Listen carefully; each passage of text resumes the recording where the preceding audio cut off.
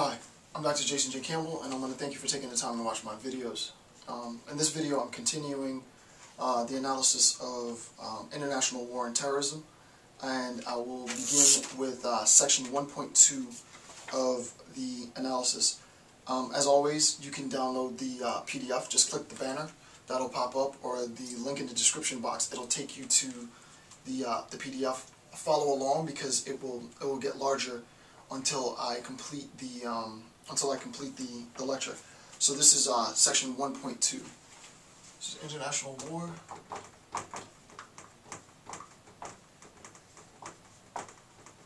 and terrorism. And this is section 1.2. This particular section was written by Midlarsky. Midlarsky edited the book, but this particular section, Manis I. Midlarsky, he wrote this, and the title of the section is Identity and International Conflict. So Identity and International Conflict.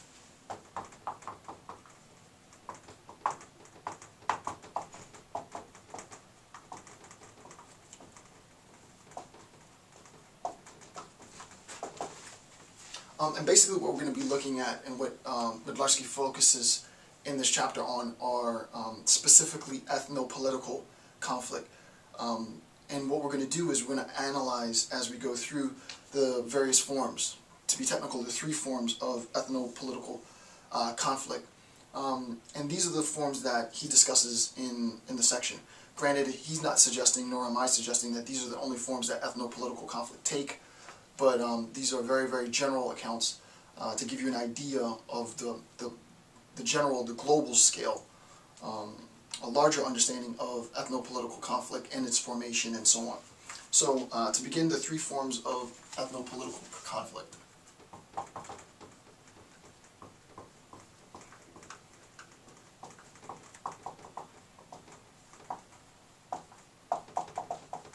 Okay.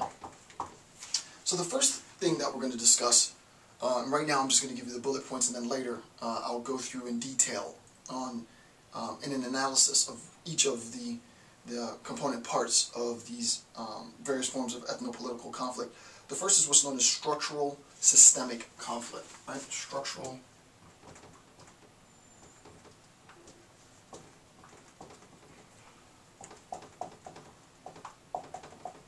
right. And structural systemic conflict, as we'll see, is typically identified as competition over power, alliance building, how alliances affect power relations and imbalances in power, resource appropriation, and so on. So these sort of macro scale problems within ethnopolitics factor into an understanding of structural and systemic conflict, right? The next, second one, is dyadic conflict. Right? Dyadic conflict. Basically what we're going to be talking about in dyadic conflict primarily are territorial contingencies, geographic proximity, the notion of primordialism, which I'll get into, sort of like grievances, historical grievances, roughly. All of these factor into dyadic conflict. And again, right now I'm just listing them. I'll go back after this and detail and explain each of these forms of conflict. And then lastly, he concludes the chapter by talking about unit level conflict.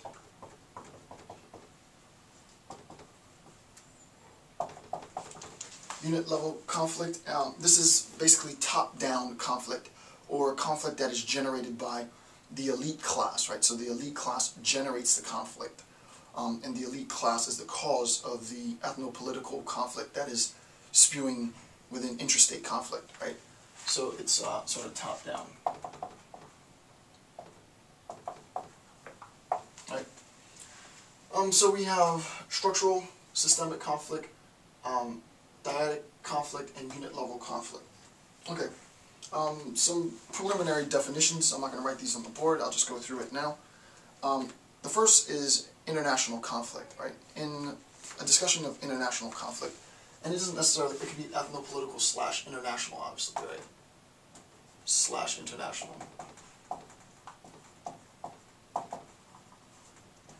he talks about both in the chapter, right? Ethno-political / international conflict. Definition of international conflict: conflict up to and including violence between states, right? It's pretty simple. International conflict is international by definition. It's outside of the nation state.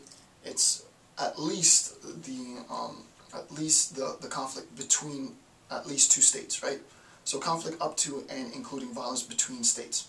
Pretty simple. We're going to be talking about identity in this chapter, but specifically Mydlarski is talking about identity, though he's not denying other forms of identity. He's almost primarily in this chapter talking about identity as it refers to ethnicity, so the role of ethnicity in identity. And here's a quote: "To grasp the nature of the power of ethnic nationalism today, one must focus primarily on the collective level of identity and community. The particular collective cultural identity of concern here is the ethne, or the ethnic community." Right? So we're going to be looking at the relationship between, we're going to be asking ourselves, what is the relationship, between, what is the relationship between the ethnic community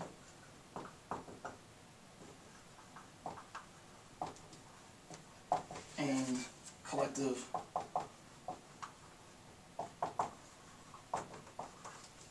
right? So we're going to be asking ourselves this question, and by the end of the lecture, we should have an understanding of how to answer this question and what the answer might, the forms the answer might take, right? So the question is, what is the relationship between the ethnic community and collective identity, right? So the relationship between community, ethnic community, and identity, and then also how this relationship factors into ethno-political international forms of conflict, right? So we'll talk about that. The last definition is relative security, and basically when Mydlarski is discussing relative security, again, just follow along on the PDF. The assessment of state security based on recent events in national history, right? We're assessing, and later I'll go into more detail, I think on chapter, page 3 or 4, I think on page, yeah, I get back into this discussion later. When we're talking about relative security, we're assessing security based on recent national events, right? Recent historical events. So obviously security is relative to the events that have happened, right? Post 9/11, we would ask ourselves, are we more or less secure than we were pre 9/11, and so on, right? So that historical events that affect the nation, obviously are going to, I mean, this is quite obvious, right? It's very general, are going to affect levels of national security, right? So relative security, very, very general. He actually doesn't talk about this too much throughout the chapter, so I'm not going to spend too much time discussing that. Okay, so the 6, if I can find my eraser, the 6 elements of collective identity. So now we're going to get into a more thorough discussion of collective identity. Alright, 6 elements of collective identity.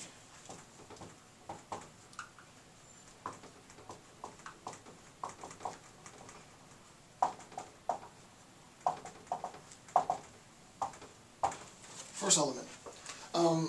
Mydlarski is very clear in saying that by identity, he's not talking about biological or genetic identity, right? When he talks about this notion of collective identity, he's not in any sense in a description of collective identity or the ethnic community attempting to situate the identity of the group in the group's biology, right? So he specifically says genetic identity is not at stake here, right? So he's not using the notion of genetic identity as attributing ethnic identity to the group, right? So not discussing genetic identity. Right? He's not talking about genetic identification, right? Genetic identity has, in this discussion, nothing to do with the ethnic community or the collective identity. This notion of collective or cultural identity. That's the first point.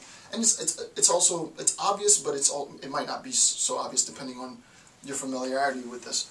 A lot of ethnopolitical, a vast majority of ethnopolitical conflict unfolds because of sort of this biological basis of superiority and supremacy, right?